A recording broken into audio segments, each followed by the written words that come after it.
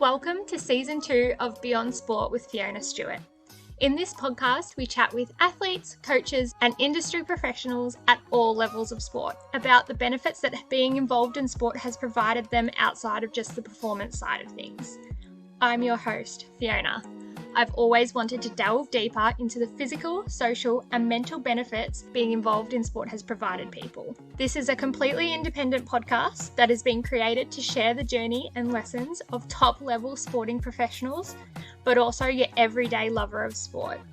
If you like this podcast, I'd really appreciate if you could leave a review and share it with someone who you think would also enjoy it. Make sure you hit subscribe on Apple Podcasts or follow on Spotify so you don't miss the release of each new episode. You can also find us on Facebook and Instagram at Beyond Sport with Fiona Stewart. Let's get into today's episode.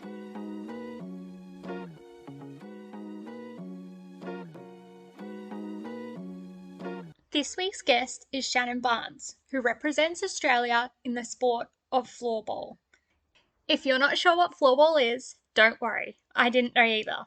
Shannon gives a great explanation of it at the start of the interview, but basically, it's very similar to hockey. Shannon talks about discovering the sport of floorball and falling in love with it so much that she stepped away from playing football and cricket. Not only does Shannon play sport, but she works in the field as an exercise and sport scientist, and I can't wait to see what she does in this space in the future. The lesson sport has taught Shannon is such an important one and super relevant to other sports and everyday life. That's enough from me. Let's hear from Shannon. So today we have Shannon. Welcome, Shannon. You are a floorball player. Can you tell us a little bit about your sport and how you got into it? Yeah, so floorball, not a very common sport. Generally, the very first question is, what is floorball? So I usually have it preloaded in Google and my hand halfway to my pocket to show people YouTube videos and things like that. But floorball is, I always tell people, it's just think of ice hockey, just not on ice. Think of like a basketball sort of court surface. So you still play within a rink, full body contact. You can use your body to play the ball. You can use both sides of the stick. You're just not on ice. So I had a friend ask me to come down and play many years ago. I was still in school, so I wasn't able to drive myself down there, and I had other things on, so I just never went. But thankfully she persisted, and she asked me about another 10 or 11 years after that, and asked me to come down and fill in for her side. And I sort of finally gave in. I still had no idea what this sport was. I had no idea what I was getting into. So I got down there, didn't know what to expect. She handed me a stick, and yeah, I haven't looked back since. Absolutely loved it. Oh, that's so good. And so what age were you when you got into it? I would have been about 18, 19. Yeah, so like as an adult then? Yeah. So I just sort of didn't have anything else to do that night. So I was like, yeah, sure, all right, I'll come down and do whatever this thing is that you've been asking me for like the last 10 years to come down and try. And yeah, thankfully she did keep persisting, because I've just sort of grown into the sport and yeah, have sort of moved with it since. So it's been great. Oh, that's amazing. And did you play any sports before that? Yeah, so I was in the Australian football prior to that, so playing in the VFL, and also some social cricket on the side as well. So had already been sort of in and around playing sports, and I found a lot of those sports, or a lot of those skills were able to transfer across to the floorball court. Oh, that's really interesting. I didn't know you were in the VFL. That's awesome. Yeah, I still miss it. I like to go out and have a bit of a kick with some friends every now and then. And I would like to go back into it, I think, eventually. But yeah, like I do miss it, but I wouldn't change my decision moving across the floorball at any stage. So that leads perfectly into my next question. Is there a specific moment that you knew you were passionate about floorball, like you obviously left two other sports and moved to floorball only? So what moment was that? Was there a moment? Yeah, I think from the get-go, I always had a passion for floorball from the moment I stepped on the court. I think just having that physical contact, which I got from playing football, and then just the fast pace and the nature of the game, I really enjoyed. And as we've mentioned, there was a lot of like transferable skills I was able to draw across, which it just made the game feel very natural, and it just wasn't forced. And it was something that I just enjoyed. And then as I moved into, so that was as a stick player, and as I moved into being in goals, I was a wicket keeper in cricket. So that sort of movement sort of came a bit natural, and I really enjoyed sort of watching the game and analysing the game from the back and being able to talk to my defenders. So I really sort of just enjoyed playing the game, and I think the passion grew. And then as I started making my ranks through floorball, I sort of realised that it sort of started becoming my main sport and something I wanted to focus more on. So that's when I sort of stepped away from playing footy. But yeah, as I mentioned, I would love to get back to it, but maybe just try to do another World Championships with floorball first and then not do a knee in football beforehand. Yeah, so to watch this space, we'll be watching the area for you. That's it. Yeah, that's interesting. You've thrown me now. I didn't realize that you played footy as well. That's fantastic. Now, you mentioned that you started off in the field and then you made the transition to goals, and you are one of the first Australian floorball. Is it a floorballer? Yeah, floorball player, yeah. To make that transition and be able to play both. Do they kind of transfer over to each other? Was it that cricket background that helped you with that? Yeah, definitely the cricket background that assisted. So I was sort of the first, especially in the women's side, the first person to play both positions at a national level, which it did have its sort of troublesome moments, not knowing where to focus, and you're obviously trying to train for two different positions. But I think, yeah, the cricket and just playing other sports, growing up through school and that as well, helped. And just having a mindset, it was just something I loved, just being able to read the play at the back, and again, just sort of felt that natural ability. But the whole transition from stick to goals just happened so fast, so quick. And then, yeah, within a year of having my first game ever in goals, all of a sudden I was wearing the green and gold. Like it just happened straight away. It was crazy. Oh, that's amazing. And can you tell us a little bit about wearing the green and gold? Yeah, it's a bit surreal. It was always a dream of mine. At that stage, I didn't matter what sport it was in. I just wanted to be out there singing the anthem, and to be out there, with a group of 20 girls and just hearing the anthem, standing there, seeing the flag. And I always remember our last tour. We were in Switzerland, and just hearing, it was obviously the excursion of the day for all the primary schools. There was just crowds of all of these kids, and they were just screaming, Australia, Australia. And it was just so surreal to hear them just all cheering for us. And whenever we'll get in a goal or whenever I'd make a save in front of them, they'll just go up in such an uproar. It's just such an incredible feeling. And yeah, I wouldn't change it for the world. Like we're not a major sport, so we do have to fundraise everything ourselves. We have to pay for the tournaments ourselves, our uniforms, everything. But yeah, I wouldn't change it for the world. Just being able to say that you've represented your country in something, and to do it alongside an amazing group of girls. It's such a surreal feeling, and something that you definitely don't take for granted. Yeah, the atmosphere of it would be something that you're going to hold close to your heart for the rest of your life. Absolutely. Now, you mentioned 20 of the girls. How many are on the court at once? Yeah, so there's 5 on court and 1 goalkeeper. So generally you would have like 2 or 3 lines that you'd have interchanging with each other. You'll generally have a backup goalkeeper as well. If you're the goalkeeper, do you then play field as well now, or are you just exclusively goals? I'm exclusively goals now. So my first tournament, I did go as both. But as I said, we did have, as amazing experience as it was quite difficult. We have training camps beforehand as well, and you weren't too sure which session you're going to be on stick or which session you're going to be in goals. And then you'd sort of be changing between the two throughout the day. And then by the time you learnt something in one session, it wasn't until the next day that you could then try and implement it, because you're doing the other thing the next session.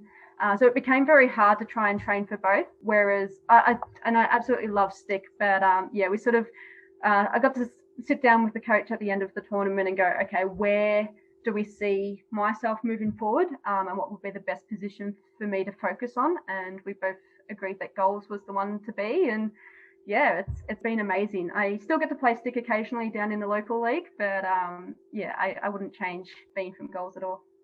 Yeah, and you've mentioned your local league. Where is that? What's the team? Yeah, so I play for the Pakenham Squishies. Yeah, amazing group. We've got sort of juniors right up through seniors and some lower divisions, and then obviously our elite divisions as well. So a really good group there, and they're always supporting you and behind your back in everything that you do. So yeah, amazing group down there. Oh, that's so good. And it's awesome that, you can play at that high national level, represent your country, but also play down at your local level and, get to see the juniors up and coming, and the excitement on their faces would be well worth it. Oh, absolutely. And I love going down to a sport and just seeing, we'll have a lot of new girls or juniors coming through, and when they get their first goal or they've, made an interception, or just to see the smile on their faces and, those first little milestones, and then you get to watch them as they progress up as well, into higher leagues. And yeah, it's really great to be able to watch. And as we've mentioned, floorball isn't really a known sport, so to be able to see it growing and just the numbers increase and people actually recognizing what it is that you do, definitely, yeah, love seeing new faces in and around the club. Oh, you've mentioned obviously the Switzerland. Was that in 2019? Correct, yeah. Yeah. Yeah. And did 2020 take off at all in the earlier half of the year, or was that just a Yes, we got to our grand final, which didn't get to be played. So we played all our semi-finals in our local comp, and we didn't get to play the grand final. And then in our late competition, we got to, I think it was the quarterfinals and the semis as well, and then we weren't able to continue. So being a contact sport, being an indoor sport, it was obviously one of the very first to go and one of the very last to come back. So we weren't able to come back until November of 2020. And we've only just been able to have a couple of practice games and those sort of things. But yeah, I think it's been trying to stay fit, or trying to, obviously the stick players trying to just keep getting that hand-eye coordination happening. But yeah, it's obviously been very hard. We haven't had a season practically all year, whereas many other states have been lucky enough that they can keep playing. We are meant to have our national tournament in April, so fingers crossed that goes ahead, but that is meant to be in Sydney, so let's see what happens there. Yeah, things are a bit unpredictable at the moment. I'm just glad that Victoria's not doing too bad. That's it. Well, we had there was a good message that came through from our national coach just the other day, and we're meant to have a World Championships at the end of this year. Europe's still not going too well in regards to the COVID situation over there, but the idea is to keep training as if a tournament is going to go happen. And if it doesn't happen, then at least we know that we were fit enough to be there, as opposed to you find out that it's happening and all you've been doing is sitting on the couch for the last 7 months. So we're still training as much as we can, I guess, outside of the stadiums, but there's definitely going to be a few cobwebs that's going to need some dusting off once we get back onto the court. Yeah, and like competition prep as well. Like there's nothing like, you can mimic it all you want, but there's nothing like an actual competition atmosphere. Oh, absolutely. Absolutely. Yeah, you can run around as many cones as you like, but as soon as you start putting out some proper defenders and opposition, and then once the crowd or the atmosphere comes into play, it definitely it just boosts everyone's morale, and yeah, it's a great feeling to be a part of. So hopefully we can get a little bit more happening, but yeah, we've got to wait to hear back from some of the stadiums. Obviously every other sport wants to get back at the same time, so they've got to try and cater for all of us at the moment. In a usual non-COVID situation, what's your weekly training? Yeah, so we'll normally train at least 2 nights a week. So this is more at our local level. So we'll be training 2 nights a week, and then we'll have our games on a Thursday. And then come the summer, we'll have our elite games every second Sunday as well. So it usually takes up sort of 3 or 4 days of the week. It's up to yourself, obviously, how much you want to be involved in that. In regards to a national level, we obviously all come from every state, and it's so hard in Australia to try and catch up, even if it was just for a weekend or something, to try and train together. So we try to use the tournaments and try to take a morning of a tournament and try to train as one team. But in our own states, we have our own sort of local competitions, and then we'll usually have 1 or 2 trainings per week on top of that as well. Is there many other floorball players in Victoria, and do you guys catch up semi-regularly, or is it just as a whole team before those big tournaments? Yeah, so we've got our club. So we've got a number of women's teams, men's teams, juniors teams that all play down at Pakenham. And then we've got a few other clubs in the western suburbs, out in Sunshine. I know there's a group that play out down in Geelong, a club again in Glen Iris. So there is a number of players in and around Victoria that do play. The sport is mostly sort of in New South Wales, Canberra and WA, which credit to those guys. They've just absolutely boomed in terms of the sport and its growth, especially with junior players. But that's somewhere where we're definitely wanting to head down, and we've been in discussions with the Victorian Committee at the moment, just trying to increase the sport and just trying to promote it as much as we can. And I think especially now everyone's wanting to get out and about, everyone's wanting to be out and social. So this is a really good time to, try to get out and have people come down and try a new skill, and hopefully get to see them out on the court more regularly as well. Well, you've heard it here, guys. Floorball is the new up-and-coming sport. It's already booming elsewhere in Australia, but for the Victorian listeners, you know where to check it out now. Are there any significant milestones, either wins, losses, injuries in your sporting journey that's really shaped who you are now? Yeah, thankfully there hasn't been too many injuries, especially as a goalkeeper. I guess your hands are the ones that get mostly damaged, but only some minor things on the fingers, just some minor little tears or breaks. So nothing too much on the injury perspective. I think the biggest milestone for me was moving to goals and how that sort of occurred. So for me, as we mentioned, I was a stick player, and then my nephew was going to be born. So I didn't put my hand up to go and play as part of the Victorian team, but he actually came a week or two early. So I could have played, and then it was obviously too late to put my name down. But I heard that the Queensland team were looking for a goalkeeper because theirs had to pull out. And I knew a few of the girls, and I was like, look, I've never actually given it a go, but would you be willing to take me on? I've come from a bit of a cricket background. Maybe that can assist you. We sort of went in. So thankfully they took me on and went, yeah, sure, come across, and they gave me a go. And it was an amazing tournament, and credit to them for letting me have a go. And we came runners up in the tournament, and my Vic team manager came across and said, you're never to play on stick again, and you're forever to be in goals. And then within 12 months I was then part of the Australian team. So I think for me that was a massive milestone, just on how quickly things moved and the amount of people that got behind me and helped me train and pick up new skills, or just even the basics, which was just incredible. And it's a credit to that cricket background that you probably had as the junior, that you were able to transfer it over as a adult player, I guess, because it's hard learning new skills as an adult. So credit to you, but also those skills from cricket would have definitely helped. Oh, absolutely. Yeah, just reading the ball, and I think even being a defender in football, just reading the play as the ball was coming towards you. So being able to pick where sort of the movement was going to happen, or who sort of was going to be open for the shot. So it was a lot of learning on the spot. Yeah, credit to the girls who let me come down and play, and for all those who've been behind me since then as well. Oh, that's beautiful. We've talked about it in a roundabout way, but what other benefits sport has provided you as an individual that transfers over to other avenues of your life? Yeah, so I think the benefit, especially from floorball, and it's probably one of the biggest lessons that I've learned as well, is just the mental toughness, or the mental strength behind it. As a goalkeeper, all of your mistakes are on the scoreboard.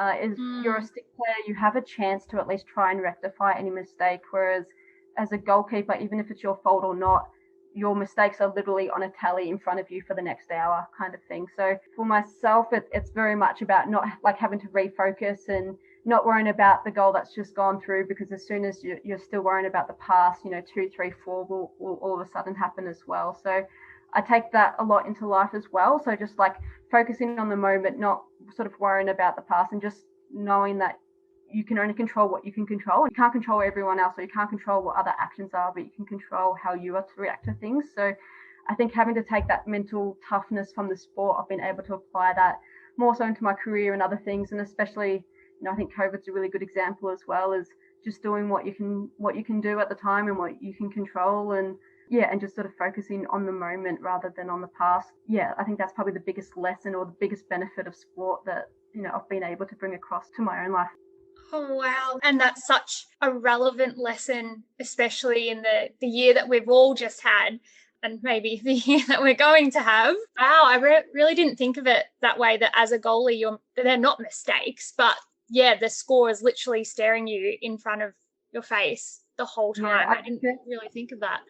No one remembers the 20 saves that you made, but they'll remember that one that they scored on you. It's literally there for you for everyone to see. And even if you were to lose a close match, or even if you were to lose, 21-1 sort of thing, like you feel like you're the one who's responsible. So it's a matter about not carrying all of that sort of weight on your shoulder and not worrying about what the scoreboard says, but just trying to do the best that you can at that stage. And a good shot will go in. Sometimes you just have to cup your hands and nod your head and go, yep, okay, well done, and move on with the next one. And yeah, I think I've been able to take that attitude into everything else that I've, tried to do outside of sport as well, and just be like, yep, okay, I couldn't control that, but let's try and focus on the next thing. And yeah, I think it's been a real benefit, I think, in terms of like a whole positive mindset as well, which has really helped. Yeah, definitely just don't look too far back. Don't even look in the last step, because you're going to miss the next shot that's coming at you. And that definitely transfers over to life. That's an amazing benefit and lesson. So you've mentioned a little bit before that you like seeing the junior players and the newer girls and at your local level. Has there been a project or a thing that you've done where you've used sport as a tool to develop the community? Yeah, so thankfully, as part of my work, I've been lucky to be involved in many events. We've had a number of sporting students from schools across Melbourne to come down and listen to a number of athletes talk about how they can bring the leadership from their sports, how they can bring the goal setting, their sort of encouraging their teamwork, their respectful nature and qualities, and how they can try and implement those into their studies, into their careers, or into any other avenues moving forward. So that's been a really cool thing to be a part of.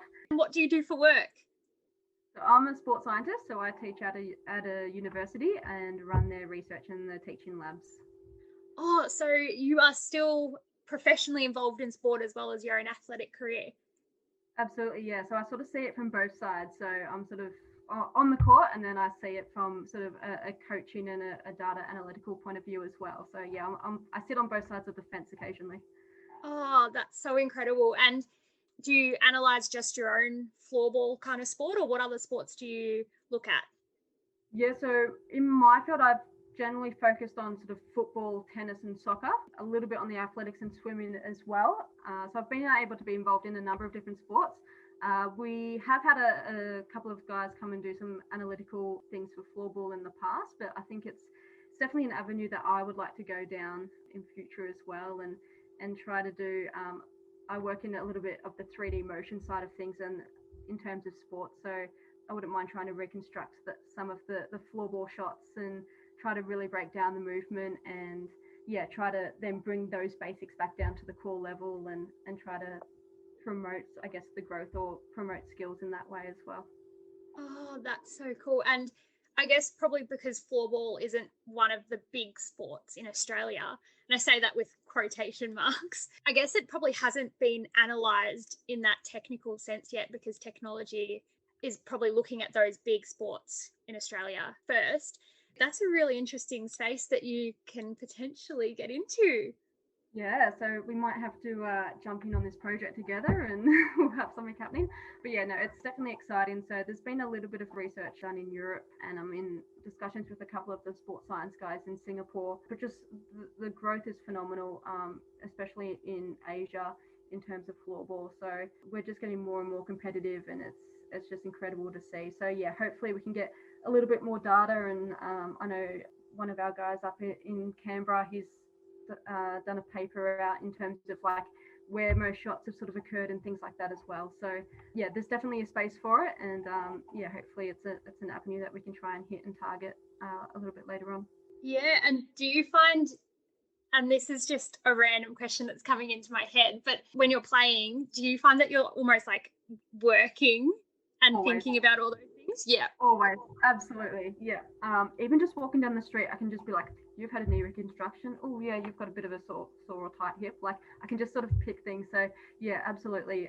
Especially when I'm out on the court, yeah, I'm always sort of analysing or moving or trying to understand the game, and I think it's really good from the goalkeeper's perspective. I think because you're trying to break down or trying to think about what the next possible move is and those sort of things as well. But even in yourself, like you sort of, I work with the physics of human motion. So you're trying to work out how the body's going to move and how you're going to get yourself to the next position sort of thing as well.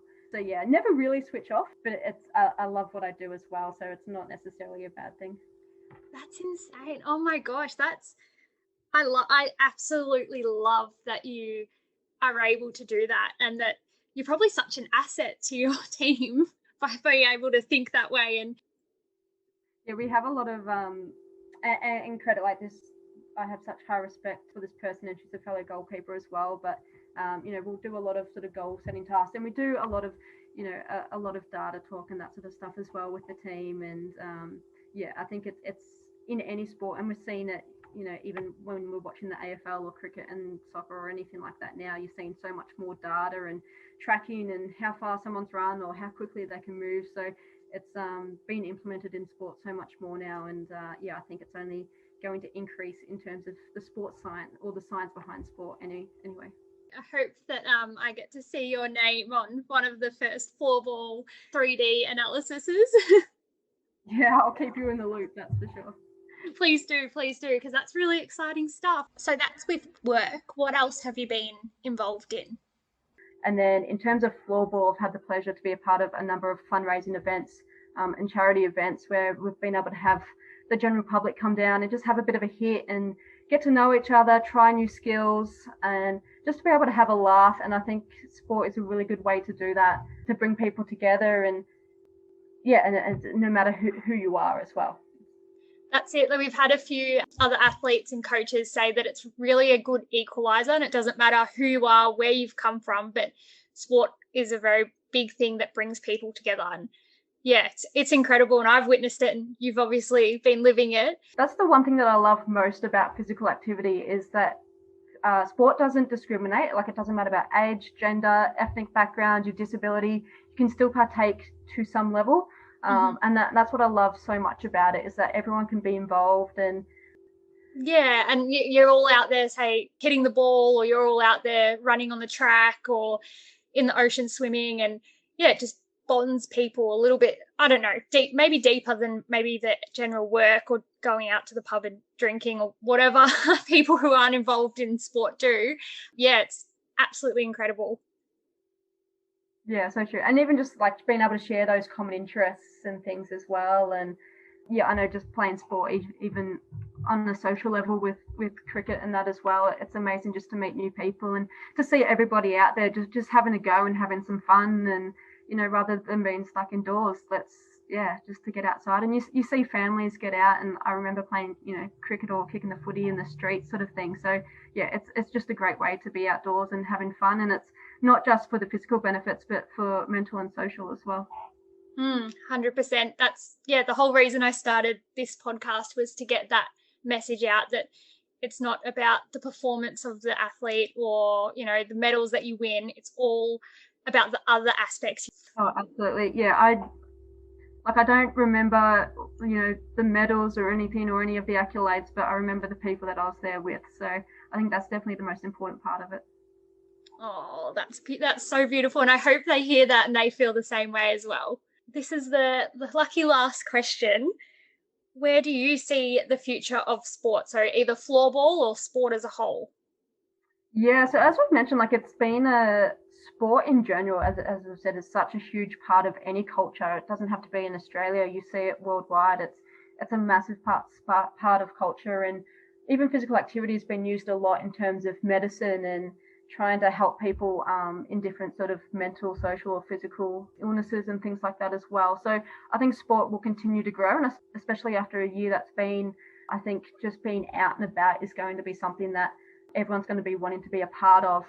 In terms of floorball, we're obviously wanting to try and flourish the sport as much as possible, continue that growth, and continue to just build both at the state level and nationally. And we're just getting more competitive each year, and especially on an international stage, like, we're just getting so much more competitive, especially over with the European countries. So there's been a lot of talk about it entering into the Olympics in a few years to come. So hopefully watch this space and we can all be there cheering these young ones on, wearing the green and gold for one of those events, which will be amazing. But yeah, I think sport in the future is still going to be such a strong part of not just Australian culture, but I think worldwide as well. And yeah, we're seeing it in Melbourne, just the amount of junior clubs that are just growing with any and all sports, which is just incredible to see. And yeah, it's going to be such a strong part of a community.